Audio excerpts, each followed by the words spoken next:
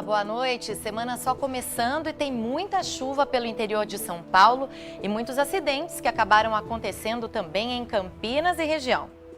O ônibus do transporte coletivo de Campinas bate em um poste e 4 pessoas ficam feridas.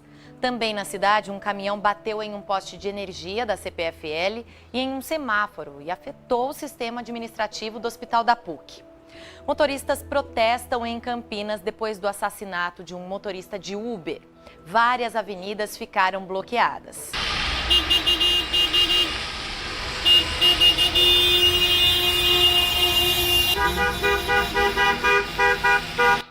Partidos oficializam 14 candidaturas que devem concorrer à presidência da República nas próximas eleições. Tem mudança no vestibular da Unicamp. Quem vai trazer as novidades para a gente é o Vinícius Boer. Pela primeira vez, o vestibular da Unicamp vai adotar cotas étnicos raciais e oferecerá pontuação extra aos candidatos que estudaram o Ensino Fundamental 2 na rede pública de ensino. O mercado de pet shops registra crescimento e abre vagas de emprego. Essas e outras notícias agora no RF News. A gente abre a edição de hoje com uma imagem do bairro Cambuí, em Campinas, onde uma árvore de grande porte caiu nesta segunda-feira. Foi bem próximo do centro de convivência. O trânsito ficou bloqueado e um imóvel e um poste foram atingidos, só que ninguém ficou ferido por sorte. De acordo com a prefeitura, a árvore era sadia e caiu por excesso de umidade no solo. Uma equipe do Departamento de Parques e Jardins foi para o local para fazer a retirada e também para fazer a liberação da via. Hoje de manhã, um ônibus do transporte coletivo de Campinas bateu em um poste. 4 pessoas ficaram feridas. As causas do acidente ainda vão ser investigadas, mas a polícia acredita que o motivo seria a pista molhada. 4 pessoas que estavam dentro do transporte coletivo tiveram ferimentos leves e foram levadas ao Hospital Ouro Verde. O acidente aconteceu na rodovia Doutor Heitor Penteado, sentido Sousas. O motorista do ônibus bateu no poste que acabou caindo e dificultando o trânsito no local. E um motorista do aplicativo Uber morreu em Campinas no domingo após ser baleado na nuca no bairro São Judas Tadeu. Segundo a Polícia Civil, o caso está sendo investigado como latrocínio, roubo seguido de morte. O carro do motorista foi encontrado abandonado no bairro Satélite Íris 3, periferia da cidade. O veículo já passou por perícia.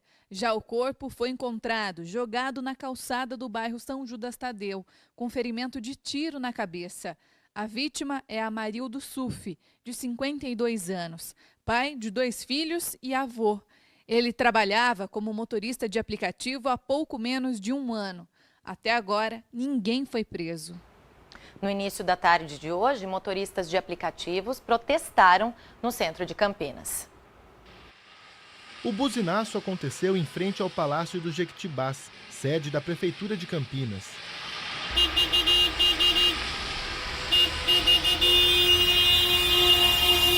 O trânsito foi prejudicado em ruas do entorno, como a Avenida Anchieta, Moraes Salles e Rua Irmã Serafina. Cerca de 40 motoristas de aplicativos participaram do ato. O protesto cobrou mais segurança após o assassinato registrado no fim de semana. Alguns profissionais defenderam o fim das placas de identificação, uma exigência que começou a vigorar há 3 meses em Campinas. A INDEC lamentou a morte do motorista, mas reforçou que a exigência da identificação por meio das plaquinhas está em consonância com a legislação federal. A gente falou sobre vários acidentes na região de Campinas, outros também aconteceram na região de Araraquara. Caiu até granizo por lá. As aulas foram canceladas e postos de saúde fechados. A chuva foi a causa desse acidente na rodovia Washington Luiz, em Araraquara. O motorista perdeu o controle da direção porque a pista estava molhada. O veículo foi parar no córrego. O homem, que vinha de São Carlos, foi resgatado com ferimentos leves. Em Santa Lúcia, o vento e a chuva derrubaram a torre dessa rádio. Em Gavião Peixoto, a quantidade de estragos foi maior. Logo na entrada da cidade, na rodovia Dr. Nelson Barbieri, o Corpo de Bombeiros recolhia árvores caídas por todo o trecho. E foi assim na cidade inteira. O vento forte e a chuva de granizo derrubaram o vidro lateral dessa unidade de saúde. Havia pacientes e funcionários no posto, mas ninguém ficou ferido. Vidros novos devem ser colocados em breve. Essas cadeiras que ficavam na sala de espera vão para o lixo. O posto de saúde suspendeu os atendimentos e fechou as portas por causa da falta de energia. O vento estava muito forte e a chuva muito forte. A gente nem imaginava uma chuva dessa assim aqui, né? Há muito tempo que isso não acontecia. 2 creches também foram prejudicadas com o tempo ruim. A cidade ficou bem suja. Muros de casas populares caíram. As unidades foram entregues recentemente. O prefeito de Gavião Peixoto conta que os trabalhos de reconstrução já começaram. Graças a Deus não teve nenhuma vítima, nenhuma ocorrência mais grave. E agora é começar o trabalho de fazer a limpeza e a reconstrução daquilo que foi danificado. O trabalho de limpeza continua e a gente procurou a Prefeitura de Gavião Peixoto para saber se a energia elétrica do posto de saúde já voltou ao normal, só que a gente não teve uma resposta por enquanto. E falando em chuva, Campinas amanheceu super chuvosa e essa condição se manteve ao longo de todo o dia de hoje. À tarde continuou chovendo e a temperatura caiu também. Aliás, tem chovido bastante nesses primeiros dias de agosto, o que fez melhorar um pouquinho aí a qualidade do ar, que estava muito seco. E para amanhã tem mais chuva prevista. Aqui na tela a gente vai ver como é que ficam, né, as temperaturas para essa terça-feira. Olha só, São Paulo, capital, Campinas, Limeira, a gente tem o céu bastante encoberto. São Paulo nem o sol aparece amanhã. Mínima de 13 e máxima de 18 graus. Campinas, a máxima chega aos 23, a mínima é de 14. E Limeira, máxima de 24 e mínima de 14 graus também amanhã. Depois do intervalo, tem mais acidentes nessa segunda-feira chuvosa. Em Campinas, um caminhão bateu em um poste e deixou o hospital da PUC sem sistema por conta da falta de energia. A gente mostra já já.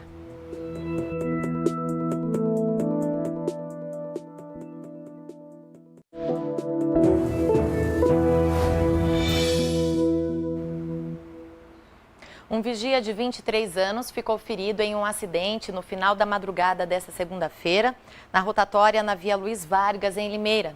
Ele colidiu a motocicleta em que estava com a lateral de um carro que não teria respeitado a preferencial. Com o impacto, o vigia ficou ferido e foi resgatado pelo SAMU e levado para o Hospital Humanitária.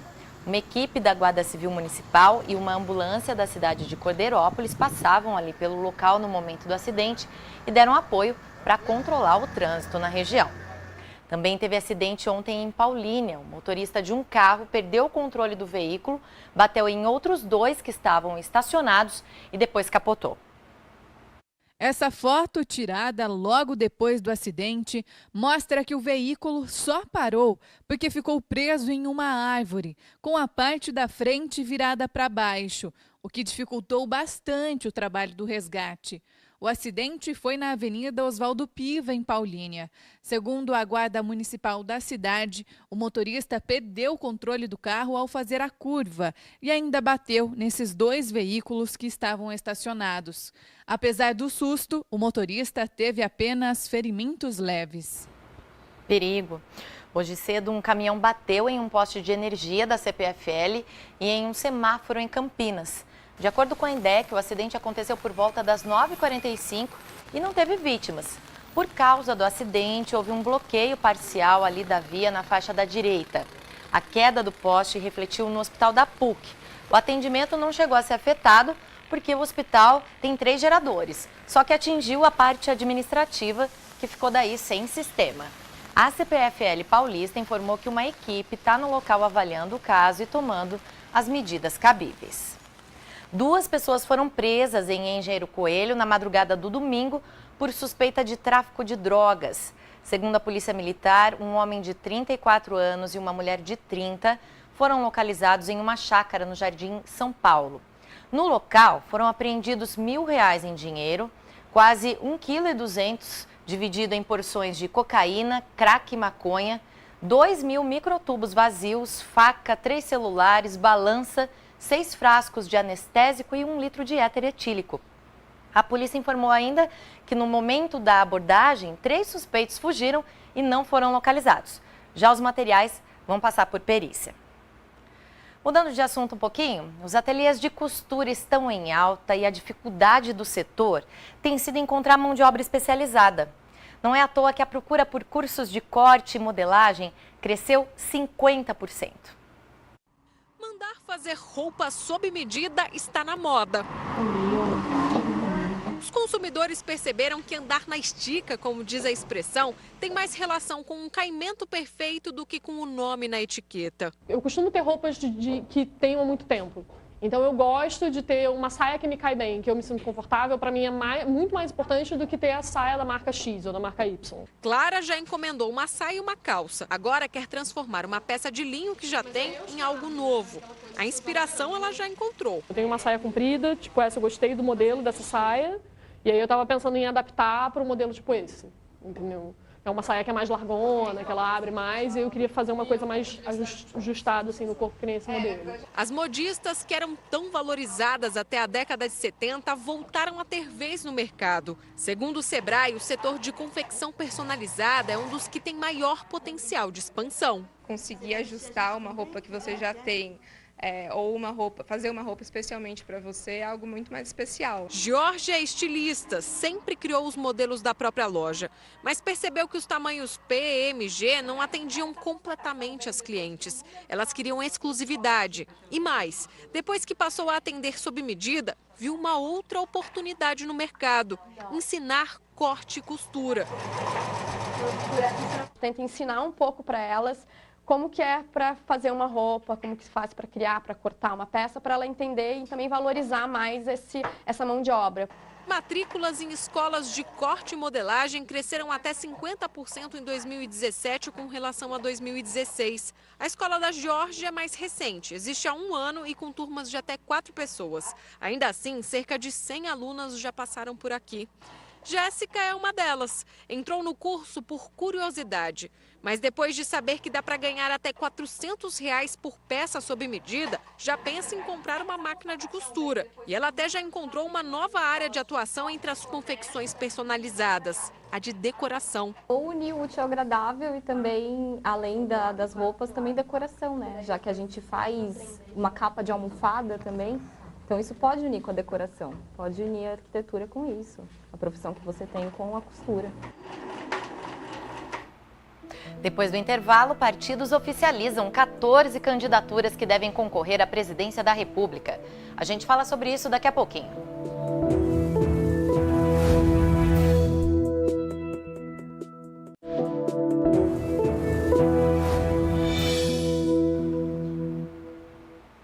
Uma idosa de 75 anos ficou ferida em um acidente de trânsito em São Carlos. O carro da vítima perdeu o freio e subiu em outro veículo que estava estacionado. A vítima estava dentro do carro conduzido pelo marido, de 81 anos, quando o freio parou de funcionar e o veículo bateu em outros 2 carros estacionados. O resgate do Corpo de Bombeiros foi até o local e encaminhou a mulher para a Santa Casa de Misericórdia, onde permanece internada. Já o motorista não se feriu. A Polícia Civil analisa imagens de uma câmera de segurança que registrou o momento em que um homem abandona uma motocicleta que seria de uma policial militar que está desaparecida. Policiais vasculham cada canto da comunidade de Paraisópolis em busca de pistas que possam revelar onde está a Juliane dos Santos, de 27 anos. A soldado desapareceu na madrugada de quinta-feira. Neste domingo, este rapaz foi preso. Dentro dessas sacolas, maços e mais maços de dinheiro. No total, R$311 mil, além de uma arma. Tudo foi encontrado na casa dele na comunidade. Depois de ouvir o suspeito, a polícia descartou o envolvimento no desaparecimento da soldado. Mas ele vai responder por porte de arma e lavagem de dinheiro. Apesar da divulgação dessas imagens, o homem que aparece pilotando a moto de Juliane ainda não foi identificado. Os investigadores acreditam que outros motociclistas que aparecem nas imagens também estão envolvidos no crime. Ninguém foi preso até agora. A moto de Juliane foi encontrada no final da tarde de sexta-feira, depois de uma denúncia anônima. O outro suspeito foi ouvido, conhecido como Coveiro. A denúncia, também anônima, era de que ele teria informações sobre o paradeiro de Juliane. Ele negou e acabou sendo liberado. Juliane foi a uma festa na casa de amigos dentro da comunidade. À noite, a policial e um grupo de amigas saíram para comprar cerveja. No bar, o celular de uma delas foi furtado em cima da mesa. Nesta hora, Juliane revelou ser policial e pediu para que ninguém saísse até que o aparelho fosse devolvido. Minutos depois, 4 homens chegaram armados com capuz e renderam Juliane. Testemunhas disseram ter ouvido tiros logo depois que a policial foi levada pelos criminosos. Ao todo, 4 testemunhas já foram ouvidas pela polícia. 2 são amigas da policial. Nós não tivemos acesso ao dono do bar, mas nós temos pessoas que estão trabalhando com ele e com as pessoas para tentar verificar maiores informações a respeito da paradeira de Juliane. A Sociedade Rural Brasileira entrou na justiça para tentar derrubar a lei que proibiu a caça de javaporcos. A lei foi regulamentada no final de junho pelo governador do estado, Márcio França. Para a sociedade rural, a lei estadual é inconstitucional. Mário é corretor de imóveis. Nas horas vagas, caçador esportivo com experiência de mais de 40 anos. Só na África do Sul, país onde a prática é regulamentada, já foi 4 vezes. O filho mais velho acompanha nas viagens. É a segunda maior atividade econômica da África do Sul, só pede para a mineração, ouro, diamante e petróleo.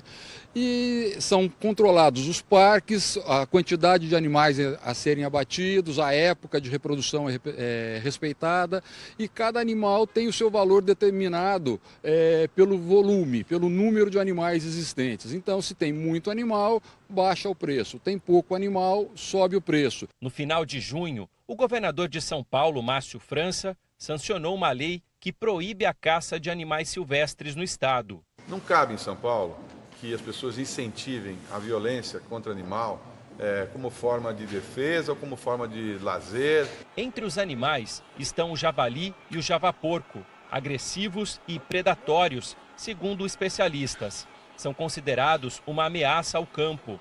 Nesse registro, feito no interior do estado do Mato Grosso, o flagrante do grupo de javalis, formado por adultos e filhotes. Na nossa região, a ameaça é a Reserva Estadual de Vassununga, em Santa Rita do Passa Quatro. A área é uma das unidades de conservação ambiental mais importantes do Cerrado e da Mata Atlântica. O lugar está fechado há 3 meses por causa da invasão dos javaporcos. Na hora dá medo, né? Você vê um bichão desse tamanho assim. É grande? Grande. Tem uns filhotes também. Nesse outro vídeo que circula nas redes sociais, um javaporco gigante que foi abatido. Os caçadores até brincam. O tamanho do animal pode comprometer a estrutura do galpão. Perigoso cair a casa. A Sociedade Rural Brasileira acredita que a lei é uma ameaça econômica e ambiental ao Estado e que coloca em risco, por exemplo, ações de combate à febre aftosa. Por isso, essa semana, entrou com uma ação de inconstitucionalidade no Supremo Tribunal Federal. A ação tem como base a Lei Federal de Proteção à Fauna, que permite o controle de animais considerados nocivos à agricultura ou à saúde pública, como explica essa especialista em direito ambiental. Na verdade, o efeito que se espera é que possa se voltar ao controle, ao manejo desse animal, que prejudica as lavouras, que prejudica o meio ambiente, que ataca as pessoas e que se tornou efetivamente uma espécie invasora nociva ao meio ambiente e a toda a sociedade. Mário, que já caçou javalis em Minas Gerais, é a favor da liberação da caça do animal, que considera uma praga. O javali é considerado uma das 5 maiores pragas invasoras do mundo. Se vocês pegarem vários links pela internet, você vai ver que nem a radioatividade dos acidentes nucleares em Chernobyl e em Fukushima conseguiu acabar com javalis. Então, um método eficaz de controle do javali é o caçador. O governo do estado foi procurado, mas não comentou esse assunto até o momento. Vamos falar de eleições? Ao todo, os partidos oficializaram 14 candidaturas que devem concorrer à presidência da República nas próximas eleições. Veja agora quais são os candidatos. O PSB manteve a proposta de não apoiar ninguém no primeiro turno. Já o Partido Popular Socialista e o Partido da República anunciaram apoio formal ao tucano Geraldo Alckmin. A Rede Sustentabilidade oficializou a candidatura de Marina Silva em Brasília. A convenção confirmou também o nome de Eduardo Jorge, do Partido Verde, como candidato a vice. João Goulart Filho será candidato pelo PPL. Ele é filho do ex-presidente João Goulart e fundou um instituto em homenagem ao pai. Disputará a presidência pela primeira vez. Álvaro Dias será candidato pelo Podemos. Está no 4º mandato de senador e já foi governador do Paraná. Cabo Daciolo foi escolhido pelo Patriota. Ele é deputado federal pelo Rio de Janeiro e é a primeira vez que vai disputar a presidência. Manuela Dávila, do PCdoB, é jornalista. Foi vice-presidente da União Nacional dos Estudantes, vereadora em Porto Alegre e deputada federal por 2 mandatos. Agora é deputada estadual no Rio Grande do Sul. Ciro Gomes, do PDT, já foi ministro da Fazenda e ministro da Integração Nacional. Também foi governador do Ceará, prefeito de Fortaleza e deputado estadual e federal pelo Ceará. Disputou a presidência 2 vezes. Geraldo Alckmin, do PSDB, já foi vereador, prefeito e deputado estadual e federal por São Paulo. Em 2001, assumiu o governo de São Paulo depois da morte do então governador Mário Covas. Em 2002, se reelegeu. Guilherme Boulos será candidato pelo PSOL. Tem 36 anos e é coordenador do Movimento dos Trabalhadores Sem Teto. Henrique Meirelles, do MDB, foi ministro da Fazenda do governo Michel Temer e presidente do Banco Central no governo Lula. Já foi presidente do Bank of Boston, no Brasil. Em 2002, foi eleito deputado federal pelo PSDB de Goiás. Jair Bolsonaro, do PSL, está no 7º mandato consecutivo como deputado federal pelo Rio de Janeiro. João Amoedo, do Partido Novo, é empresário, formado em engenharia civil e administração. Teve a maior parte da atuação profissional em instituições financeiras. José Maria Imael, da Democracia Cristã, é presidente nacional do partido e já disputou 4 vezes a presidência da República. Luiz Inácio Lula da Silva, do PT, foi presidente da República por 2 mandatos. Está preso desde o começo de abril, condenado em 2ª instância no caso do Triplex, em Guarujá, a 12 anos e 1 mês de prisão. Marina Silva, da Rede Sustentabilidade, foi deputada estadual no Acre e senadora pelo mesmo estado por 2 mandatos. Se licenciou do Senado para ocupar o cargo de ministra do Meio Ambiente no governo Lula e já concorreu 2 vezes à presidência. Vera Lúcia, do PSTU, foi candidata à Prefeitura de Aracaju em 2012 e é graduada em Ciências Sociais pela Universidade Federal de Sergipe. A gente volta a falar do clima agora, tem mais chuva prevista para amanhã, viu? Olha só, a gente está aqui na região de Sumaré, céu bastante encoberto, o sol aparece um pouquinho, mas as temperaturas mínima de 14, vai continuar esse friozinho, a máxima não passa dos 25. Jundiaí também tem chuva, a máxima não passa dos 22, a mínima é de 15. E Piracicaba, a máxima chega aos 24, também com chuva, e mínima de 14 graus. Depois do intervalo, a gente vai falar sobre as mudanças no vestibular da Unicamp para esse ano. É daqui a pouquinho.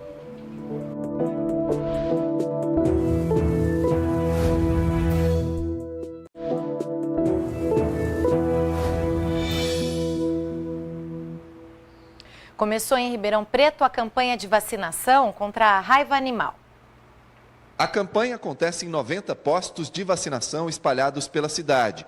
A expectativa é vacinar 55 mil animais. Sobre esse assunto, eu converso com o veterinário Pedro Teles. Por que é importante levar os animais para vacinar?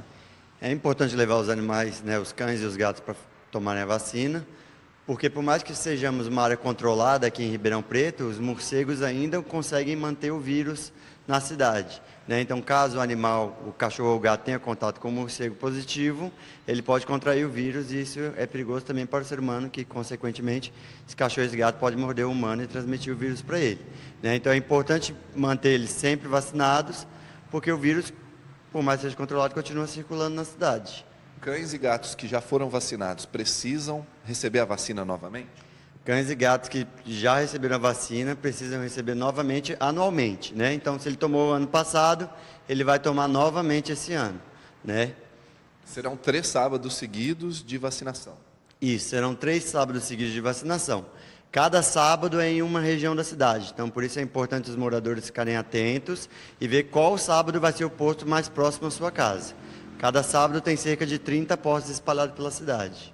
Quem não puder ir num desses sábados pode vacinar o animal durante a semana? Isso. Quem perder a oportunidade de levar o animal nos postos que a gente faz aos sábados, pode levar durante a semana nas bases distritais, né, da vigilância, e podem também trazer aqui na base da vigilância ambiental em saúde, que a gente vacina, na verdade, não só durante a campanha, mas o ano inteiro também aqui na nossa base. A pessoa com necessidades especiais ou que tem mais de 6 animais pode agendar a vacinação? Isso. Quem tem 6 ou mais animais pode ligar aqui no 3628-2015 para fazer o agendamento, né, que a gente vai fazer essa vacinação em setembro na casa da pessoa, né? Mas isso é para quem tem 6 ou mais animais e pessoas que têm dificuldade de locomoção. Animais agressivos, querendo ou não, a responsabilidade é do proprietário e ele deve levar ao posto bem contido, né? Qual a orientação para os donos na hora de levar os animais de estimação até um dos locais de vacinação? Isso, as pessoas devem levar animais saudáveis, né? A gente só vai vacinar animais acima de 3 meses e saudáveis. Se estiver doente, tem que esperar passar a doença ou o tratamento para poder ser vacinado esse animal. E o animal deve estar bem contido, com coleira, com guia, se for um cachorro, né? E um gato, de preferência numa caixa de transporte, numa gaiola, alguma forma que ele se mantenha preso, né? Para evitar fugas e acidentes durante a vacinação. A vacinação é de graça?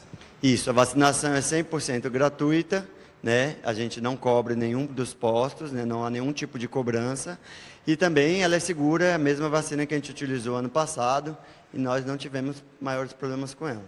Ok, muito obrigado pela entrevista. Aos sábados, a vacinação acontece das 8 horas da manhã até às 6 da tarde. De Ribeirão Preto, João Paulo Oliveira. Se você é de Ribeirão e tem animais em casa, então fique atento. As inscrições para o vestibular da Unicamp foram abertas na última semana e seguem até o dia 31 de agosto. E tem novidades para esse ano.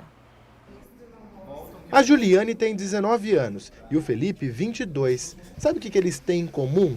O sonho de entrar na Universidade de Medicina da Unicamp, a Universidade Estadual de Campinas. Eu acho que pela proximidade da casa seria um conforto e além de ser uma super universidade, né? Um campus enorme, tem história muito boa, um hospital próprio, que é o Hospital das Clínicas da Unicamp, que a gente tem como referência assim, em Campinas.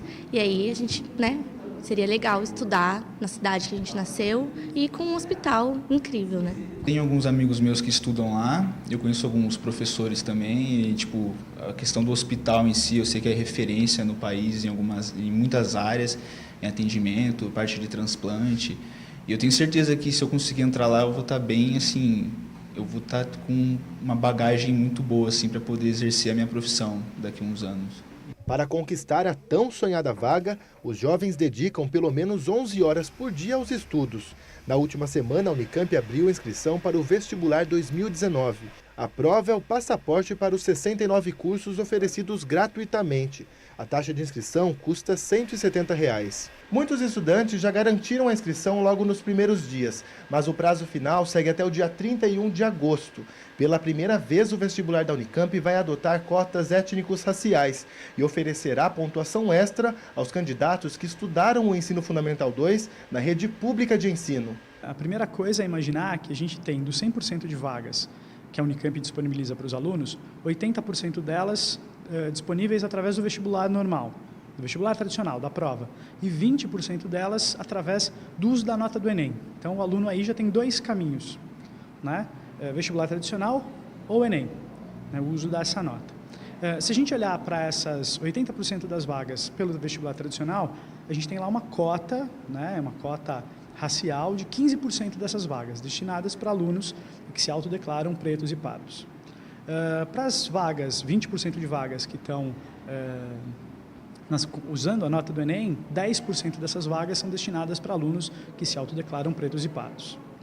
Além disso, a gente tem um vestibular indígena, ou seja, o aluno que é oriundo de comunidades indígenas tem uma prova exclusiva para ele. Ou seja, a gente tem uma diversidade grande de meios de entrar na Unicamp. E isso é, a meu ver, a grande novidade desse ano. é a Unicamp criando várias maneiras diversificadas para atrair alunos com histórias de vida diferentes. No mundo cada vez mais conectado, Lucas se inscreveu pelo celular. Ele pretende fazer história e sabe bem como será a preparação pelos próximos 3 meses. Estudo, né? Deixar um pouco a galera, os rolês, assim, sair de lado, focar no estudo. Sábado estamos aqui também estudando. E sem deixar de lado, claro, o bem-estar mental, mas a gente precisa realmente, nesse momento, focar no estudo e estudo. E estudar bastante para estar pronto na hora. Agora é foco. E outras informações o estudante pode obter pelo site conveste.unicamp.br. A gente falou nessa edição sobre a falta de mão de obra nos ateliês de costura. Também falta mão de obra em outro segmento de destaque, que são os pet shops. O mercado não para de crescer. Olha só. O penteado é elaborado, tranças, enfeites num pelo hidratado e brilhante. Tudo para deixar a Tiffany mais bonita. Aliás, a Apso é cliente fiel. Vem aqui pelo menos uma vez por semana para tomar banho. E quem faz tudo isso é a Jaqueline. Ela é groomer, nome dado ao cabeleireiro de cães. Penteado sempre não pode faltar. Você pode ver que não fica puxando, fica até melhor para ela, para não cair o pelo, dura mais o banho. E os donos gostam? Adoram. Depois do banho, o bulldog inglês Hulk apareceu assim, de chapéu e gravata. A dona adora o resultado, traz o cachorro toda semana. O gasto com os banhos e ração chega a R$ 800 por mês. Ele é a paixão de casa, né? Então, vale muito a pena. Ração para cachorros e gatos representa 68,5% desse mercado. Em seguida estão os serviços de banho e tosa, com quase 16%. Na sequência, vem as despesas com cuidadores e veterinários. Elas chegam a 15,6% da renda das empresas. O setor de pet shop é um dos que mais crescem no Brasil. No ano passado, o faturamento foi de pelo menos 20 bilhões de reais e gerou cerca de 1 milhão de empregos. Por causa desses números que vão na contramão da crise, aumenta cada vez mais a busca por profissionais especializados. E se tem vaga de emprego, tem gente se profissionalizando. Os olhos atentos de Beatriz têm um motivo: montar o próprio negócio. Atualmente eu curso medicina veterinária, que já é na área pet, né? E eu pretendo me especializar nisso para um dia montar uma clínica com o pet shop, com a parte estética e já ter o conhecimento.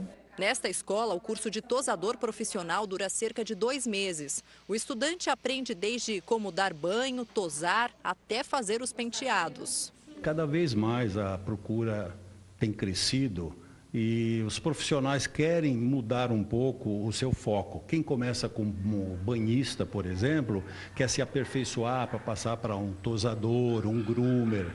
E isso mostrou que a necessidade de um curso mais especializado. A média de salário para esse tipo de profissional vai de R$ 900 a R$ 2.000. Nessa rede de pet shop, a previsão é de contratar mais 60 funcionários até o fim do ano. Um mercado que cresce com constância, ele vem comparando com o ano passado, a gente já cresceu até este mês cerca de 20%. É mágico lidar com cachorro, com gato, são realizações de sonhos. Você traz o bichinho e quando você entrega aquela alegria, aquele amor, tanto do profissional que deixou o cachorrinho mais bonito, quanto o membro da família, o pai, a mãe, que recebe o cachorro muito feliz. Oi, filho! Olha, antes da gente encerrar, eu quero lembrar você que você pode participar do RF News também. Mande um WhatsApp para a gente no 19 99760 0016.